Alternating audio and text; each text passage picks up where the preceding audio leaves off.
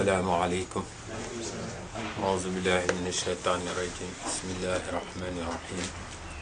الحمد لله رب العالمين الرحمن الرحيم مالك يوم الدين إياك نعبد وإياك نستعين اهدنا الصراط المستقيم صراط الذين أنعمت عليهم غير المغضوب عليهم ولا الضالين آمين.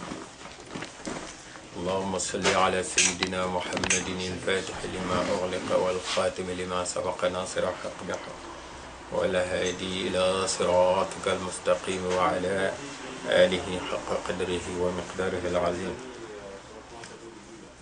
Aujourd'hui, on va aborder Al-Fasl al-Sabi', le septième chapitre de Rimah في تحذيرهم من الإنكار على الناس.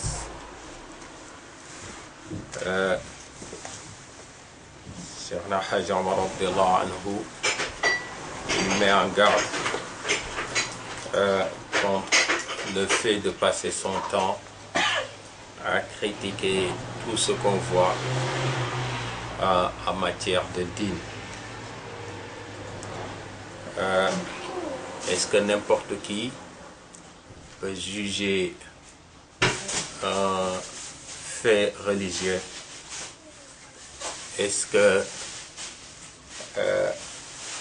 ce qu'on juge, on a la hauteur intellectuelle nécessaire pour pouvoir le faire? Et tout ça, ce sont des questions qui sont très importantes. Allah subhanahu wa ta'ala, il a dit que فإن تنازعتم في شيء فردوه إلى الله والرسول إن كنتم تؤمنون بالله واليوم الآخر. Sourate An-Nisa. Donc s'il y a divergence sur un sujet, alors retournez vers Allah subhanahu wa ta'ala, c'est-à-dire le Coran, retournez vers Rasul sallallahu alayhi wa sallam, c'est-à-dire la Sunna. Alors, il parle de celui-là qui passe son temps à critiquer sans savoir tous les détails qui se trouvent, masha'Allah, dans les pratiques religieuses. Il y a al-usul, c'est-à-dire les fondements, mais il y a aussi al-furu', c'est-à-dire les branchements.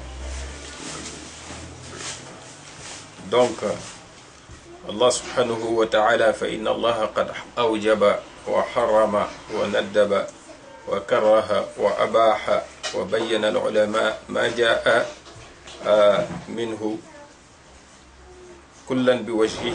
Donc Cheikh Hadj Omar radiyallahu anhu, il nous parle de ce que Allah subhanahu wa ta'ala il a décrété que l'on doit faire, qui est obligatoire, wajib, harrama, ce qu'il a interdit aussi, wa nadama, ce qu'il est préféré de faire, c'est-à-dire il y a des choses qu'Allah subhanahu wa ta'ala il préfère. Wa karaha, il y a des choses qu'il déteste aussi. Wa abaha, il y a des choses aussi qu'Allah subhanahu wa ta'ala a rendu licites. Alors les ulama, ils ont déterminé, précisé chaque acte religieux, dans quelle catégorie ça se trouve. Donc Cheikh Hadj Omar radiyallahu anhu, il veut certes nous parler de celui qui critique n'importe comment, n'importe quand et n'importe qui. Mais il part d'une démonstration de fiqh, c'est-à-dire une démonstration en partant des origines, des sources de tous les fondements de la religion, c'est-à-dire le Coran, la Sunna, etc., etc., avant d'arriver au point de sa démonstration. Mais là, il nous dit que les ulémas, tous, ils sont d'accord sur le fait que on ne peut pas juger un acte religieux si on ne maîtrise pas les fondements.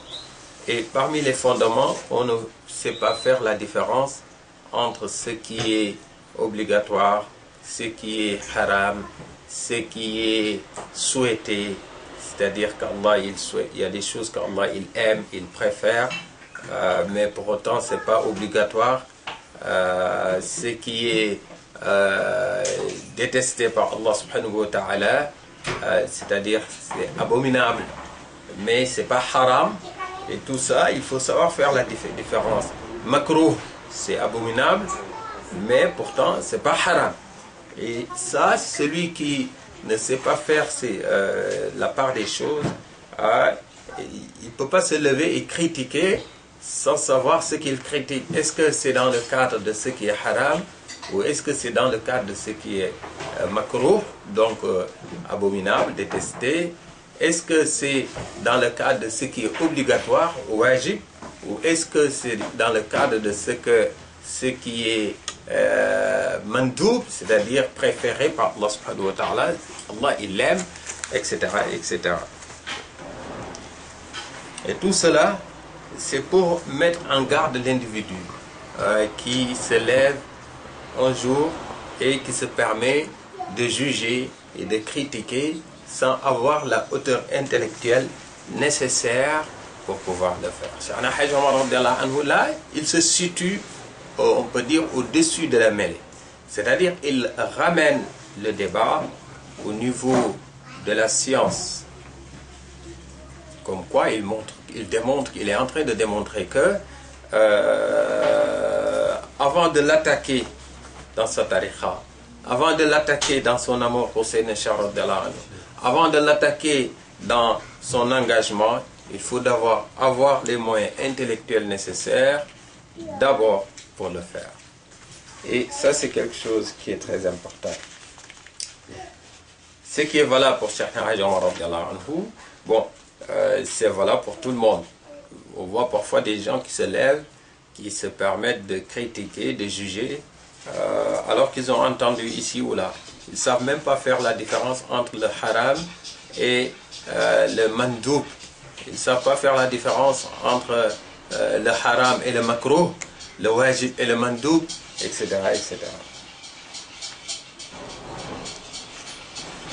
Alors, il dit aussi que, vous savez, c'est un chapitre qui est court, mais qui est tout aussi riche. Toujours, Cheikhna Hadj Omar radiyallahu anhu, c'est les chapitres. Dans Rimah, il y a à peu près 55 chapitres.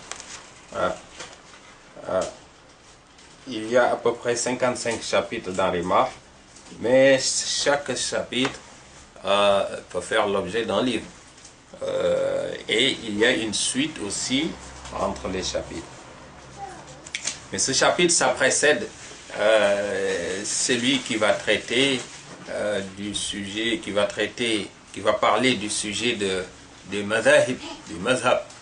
Donc, c'est pour ça qu'il parle de usul, de furu',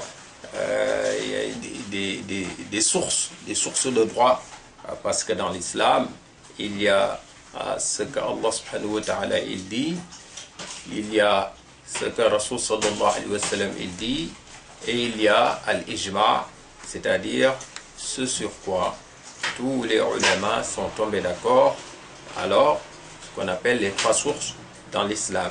Mais il peut arriver que sur un point donné, un alim, un savant, il donne un avis juridique.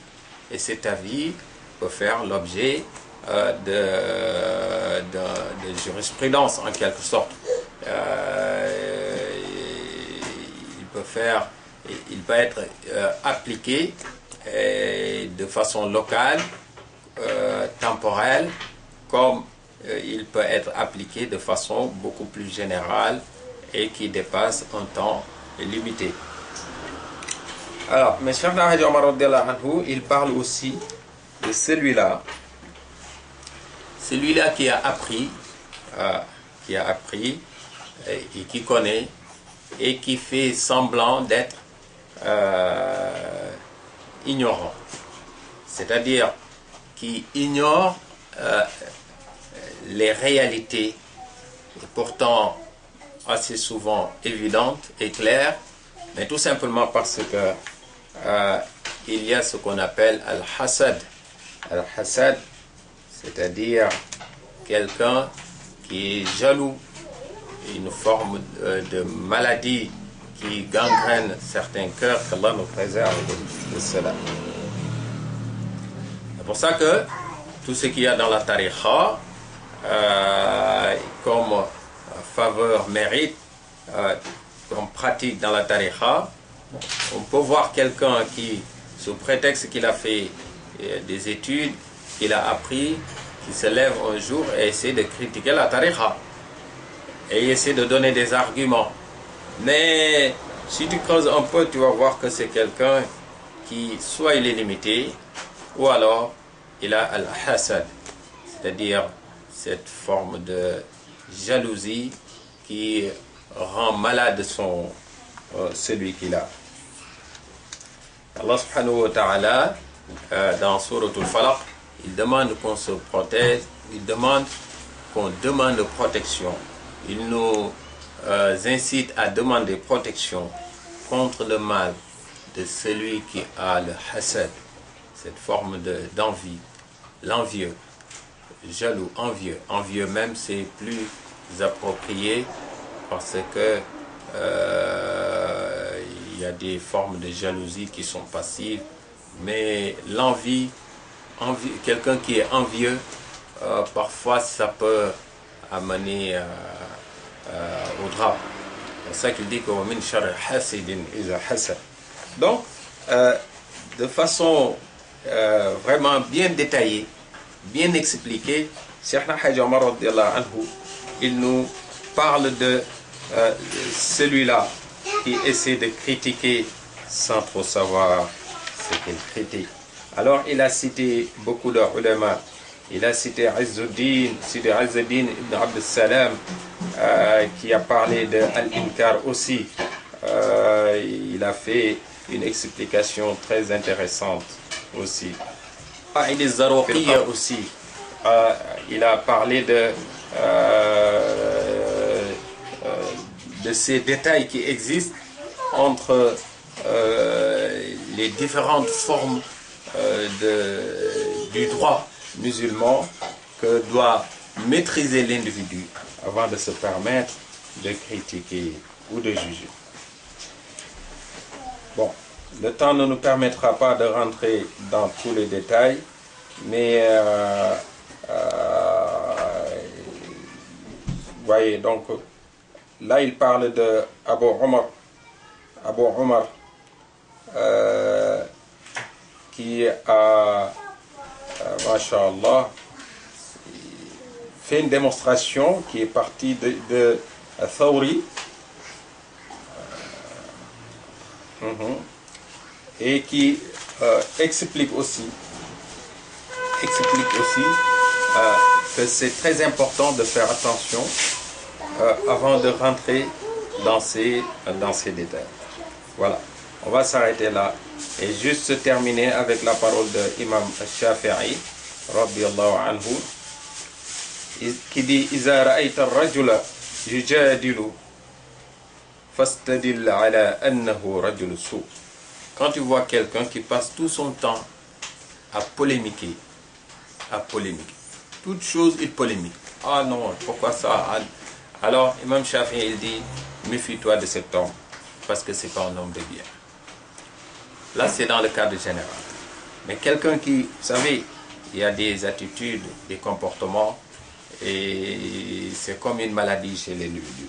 Donc toi le disciple Tijani, quand tu as en face de toi quelqu'un qui passe son temps à polémiquer, ah pourquoi vous avez le chapelet, ah pourquoi vous faites astaghfirullah sans, ah pourquoi vous faites salatul fatih au lieu de salatu ala nabi, salatu ibrahim miya, ah pourquoi vous dites Allahumma salli ala sayyidina Muhammadin, pourquoi vous dites pas Allahumma salli ala Muhammad, ah pourquoi dans salatu fatih il n'y a pas wa ala alihi, wa il n'y a pas wa ala